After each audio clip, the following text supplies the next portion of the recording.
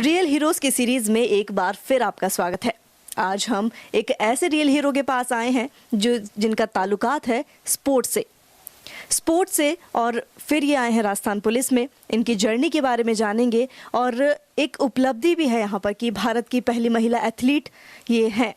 इनसे हम बात करेंगे। आज हमारे साथ मौजूद हैं सपना पूनिया जी, जो एथलीट भी रही हैं और जिन्होंने ओलंपिक्स में भाग लिया है, हिस्सा लिया है, जो ओलंपिक्स में गई हैं और राजस्थान पुलिस के स्पोर्ट्स में ये हैं।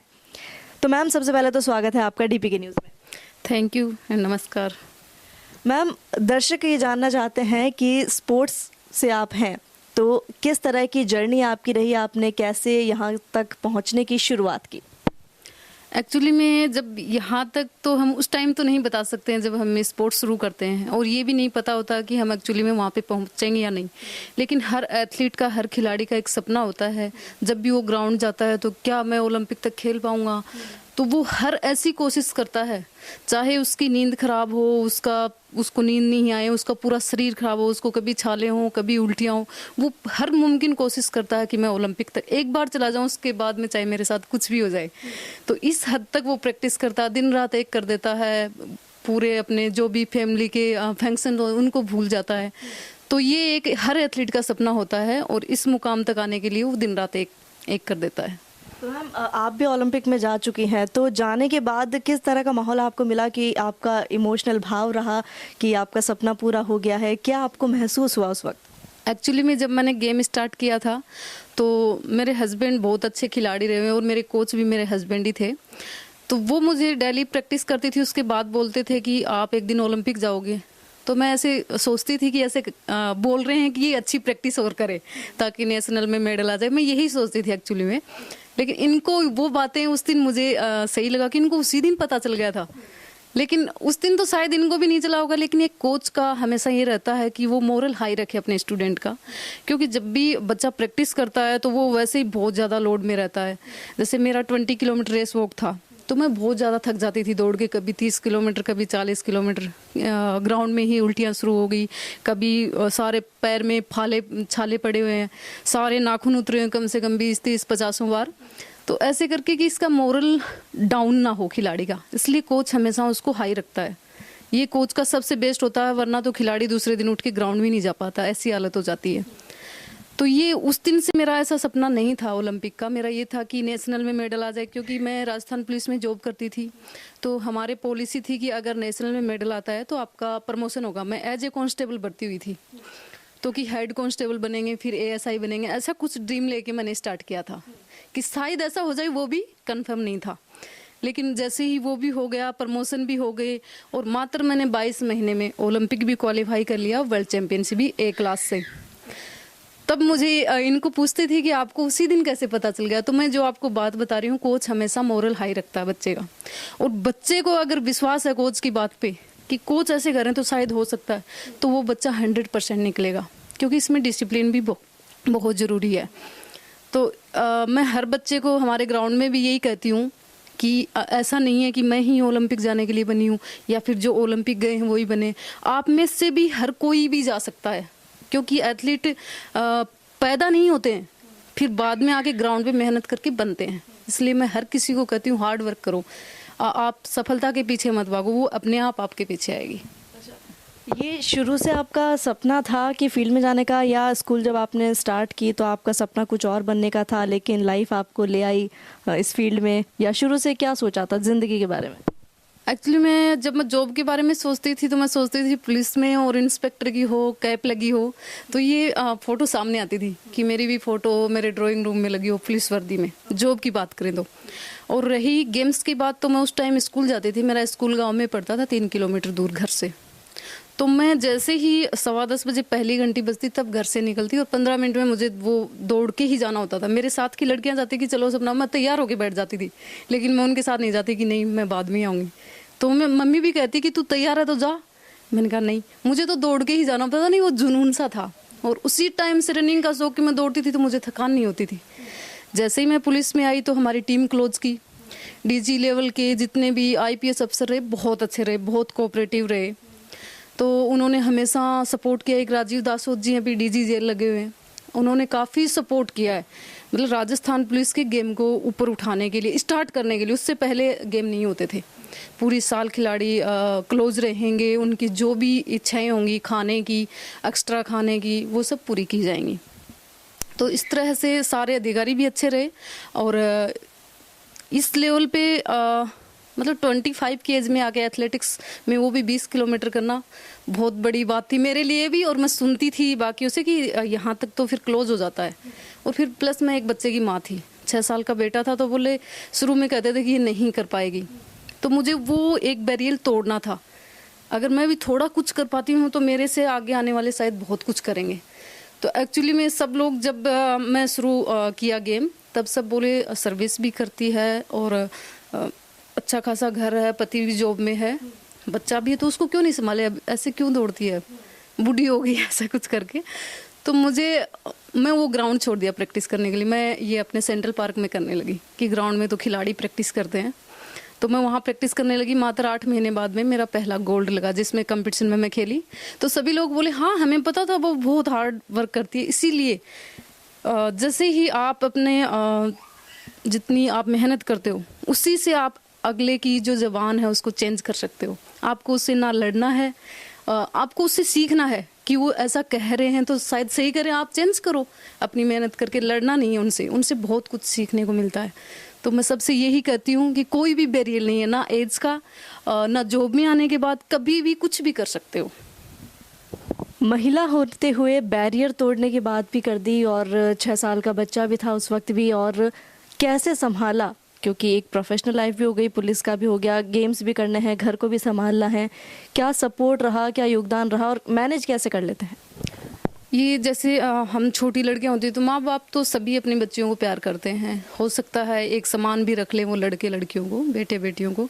लेकिन जैसे ही शादी होती है उसके बाद में मैंने देखा भी है, मैंने सुना तो बहुत ज़्यादा ही है कि काफ़ी लड़कियों को अपने सपने वहीं छोड़ो, जॉब भी नहीं करनी, पढ़ाई भी स्किप कर दो, बाकी तुम्हारी गृहस्थी है, बाकी हस्बैंड नौकरी करता तो ठीक है, तुम्हें कहाँ ज़रूरत है। लेकिन उसका भी कोई सपना है, उसको भी कोई पूछे। तो सबसे मेन पॉइंट यहाँ पे आता है, मेरे ससुराल वाले मीन्स जैसे मेरे मम्मी पापा ने पाला वैसे ही मेरे सास ससुर ने। और फिर हस्बैंड इतने पॉजिटिव मिले कि मैं ये बात हमेशा बोलती हूँ कि भगवान ने मुझे जन्म दिया है, लेकिन एक्चुअली में मेरे हस्बैंड ने मुझे जीवन दान दिया है, स्पोर्ट्स करना सिखाया है, उन्होंने मुझे बनाया है। तो ऐसी फैमिली मिल जाए तो जो आप पहले का ड्रीम होता है उसमें भी आप जोड़ सकते हो और भी ऐड कर सकते हो कि नहीं अब तो मुझे ये करना इतनी सारी सपोर्ट मिले। अकेला इंसान कुछ भी नहीं कर सकता। अगर मैं ये अकेली होती मेरे ससुराल तो आज आप मेरे से बात नहीं कर रहे होते। तो ये बहुत ज़रूरी होता शादी के बाद में ससुराल वालों का साथ। एज ए मुझे बेटी ही मानते हैं वो, कभी उन्होंने मुझे बहू ऐसे बोला नहीं है। वो मैं भी उनको माँ पापा ऐसे बहुत खुल के रहते हैं, तो मुझे बहुत खुशी हुई। और मैं चाहती हूँ कि ऐसे ही सबको मिले, सभी लड़कियों को, क्योंकि वो भी अपने माँ बाप से ऐसा व्यवहार देख के आती है, सेम वैसा मिले तो वो भी बहुत अच्छा आगे बढ़ने की, या फिर खुद में नहीं हो तो अपने बच्चों को बहुत अच्छी एडवाइस देंगे। बहुत पॉजिटिव चीज़ है ये समाज को संदेश देने की कि क्योंकि आजकल बहुओं को बहुत सारी प्रताड़नाएं भी मिल जाती हैं, तो एक पॉजिटिव संदेश यहाँ से समाज को भी जा रहा है। आप खेल में हैं तो आप खेल के स्तर को अभी किस तरह देखती हैं, राजस्थान के भी और इंडिया लेवल के भी, और क्या कमियां हैं, या सरकार को अभी क्या ज़्यादा ध्यान देना चाहिए, या आपको एक अच्छी फैसिलिटी मिल रही है? स्तर क्या है खेल का अभी? अभी पहले में और अभी में काफ़ी फ़र्क है। अभी खेल का स्तर काफ़ी अच्छा हुआ है, परफॉर्मेंस भी बहुत अच्छी आ रही है। अपने राजस्थान का भी नाम अभी टॉप लिस्ट के उसमें आता है, अच्छे खिलाड़ी परफॉर्मेंस दे रहे हैं। और अभी जो खेल मंत्री जी अशोक चांदना जी वो भी बहुत अच्छा कर रहे हैं खिलाड़ियों के लिए, नई नई पॉलिसी बना रहे हैं। और कृष्णा पूनिया जी हैं, वो मेरी जेठानी ही हैं, तो वो भी अभी गवर्नमेंट में है, तो वो भी काफ़ी ऐसे कोशिश करती रहती हैं कि खिलाड़ियों का किस तरह से फ़ायदा हो सकता है, क्योंकि वो सारा चीज़ें जानती हैं, क्योंकि वो खुद उनका किया हुआ है, एक ओलंपिक लेवल का एशियन मेडलिस्ट है। तो ऐसा करके मतलब पहले से तो काफ़ी बेहतर है, लेकिन जैसे ही धीरे धीरे चीज़ें और बेहतर होंगी मुझे उम्मीद है। और वैसे काफ़ी सारे स्पोर्ट्स पर्सन हैं तो उसको जैसे ग्रामीण लेवल से ये सुविधा मिलनी चाहिए। ग्रामीण लेवल पे भी अभी ट्रैक्स तैयार हो रहे हैं, कोचेज़ की भर्ती निकालनी चाहिए इनको। जैसे गवर्नमेंट कोचेज़ हैं उनको एक ग्राउंड पे 3-3, 4-4 कोचेज़ हों, क्योंकि एक कोच होगा तो 400-500 बच्चों की स्ट्रेंथ होगी, वो ध्यान नहीं दे पाता है इसलिए कोचेज हों और स्टेडियम साफ सुथरा, उसकी सफाई हो नियमित तरीके से, जैसे क्रिकेट वगैरह ग्राउंड साफ सुथरे रहते हैं उसी तरीके से सारे ग्राउंड्स की हो, तो उससे भी साफ सुथरा रहता है, उससे भी खिलाड़ी अच्छा प्रदर्शन करता है। युवाओं के लिए आप क्या संदेश देना चाहेंगी, और महिलाओं के लिए, युवतियां भी हैं जो अपना करियर शुरू करने वाली हैं या जो स्पोर्ट्स में जाने का सोचती हैं, उनके लिए एक खास मैसेज क्या जाएगा आपकी तरफ से? महिलाओं को तो मैं ये कहना चाहती हूँ सबसे पहले, चाहे वो स्पोर्ट्स से हों या फिर शिक्षा के क्षेत्र से हों या फिर गृहिणी हो, क्योंकि गृहिणी तो सबसे मजबूत है उसको कोई छुट्टी भी नहीं होती है, कि आदमी और खुद में अंतर नहीं समझे, वो कंधे से कंधा मिला के चाहे वो घर का ही काम करती हो, और अपनी बातें खुलकर आगे वाले के सामने रखे, डरे नहीं, झिझके नहीं, और अपने आप को कमज़ोर नहीं समझे। तो बाकी वाले उसको कमज़ोर समझ भी नहीं सकते हैं और बाकी से कमज़ोर वो हो भी नहीं सकते, उसकी खुद की मेंटली स्ट्रॉन्ग होनी चाहिए।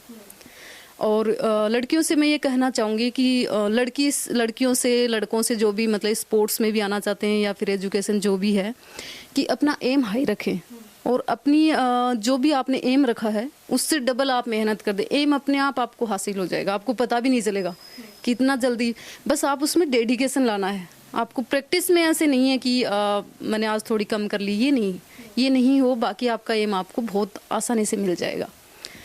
बाकी आज मेरे हस्बैंड के स्टूडेंट हैं, डिस्कस थ्रो में उनका मेडल आया है गोल्ड अपने सीनियर राजस्थानी स्टेट में, तो उसको भी मैं बधाई देना चाहती हूँ। उसने 57 मीटर का थ्रो किया, डिस्कस थ्रो, और काफ़ी अच्छी परफॉर्मेंस, मीन्स एशियन गेम में 58-60 मीटर में मेडल आते हैं एशियन गेम्स में।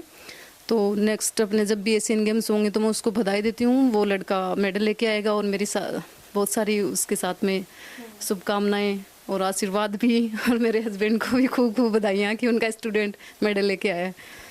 एक आखिरी सवाल और पूछना चाहूँगी, क्योंकि आप ओलंपिक्स में खेली हैं और अलग अलग जगह, अलग अलग देश आप जाकर आई हैं, सेलिब्रिटीज़ के साथ भी, जो कहते हैं स्पोर्ट्स में क्रिकेट के भगवान हों, चाहे, क्योंकि लोगों का जुड़ाव रहता है इन सब पॉपुलर सेलिब्रिटीज़ हैं, या क्योंकि सेलिब्रिटी बन जाते हैं, वो पॉपुलर हो जाते हैं, तो सबसे मिलना और अलग अलग देशों में जाकर अपनी परफॉर्मेंस देना, वो एक्सपीरियंस एक बार बताएं। एक्चुअली में जब हमारा इस गेम नहीं होता है तब तक तो हमें ये भी अंदर से भी फील नहीं होता, माइंडली भी फील नहीं होता कि हम बाहर आए हुए, क्योंकि सारा फोकस उसी पे होता है। हमारा इवेंट होगा, उसमें क्या होगा, कभी धड़कनें तेज, कभी ये कौन कौन सी लड़कियां आ रही, इवेंट लिस्ट चेक करते हैं और उसमें अच्छा करना है। उससे पहले हमें ये भी नहीं दिखता कि हमें फॉरेन में आए हुए हैं, खाना चेंज है या कुछ है, क्योंकि दिमाग वहीं पे रहता है, हमारे सामने कुछ भी रख दो तो दिमाग डाइवर्ट होता ही नहीं है। एक्चुअली में फिर गेम होता है, बहुत अच्छी परफॉर्मेंस आती है तो वो कंट्री ही अच्छी लगने लग जाती है, ये फील होता है एक खिलाड़ी के साथ में, वो घूमने नहीं जाता है।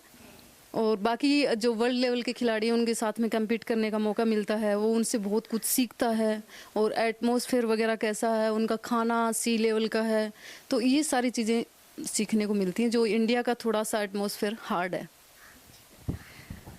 तो युवाओं के लिए संदेश, महिलाओं के लिए संदेश कि चाहे किसी भी फील्ड में हो, चाहे गृहिणी भी हो, चाहे किसी क्षेत्र में, शिक्षा के क्षेत्र में हो, या चाहे स्पोर्ट्स में हो, मन लगाकर काम करना तो मुकाम हासिल होगा ही।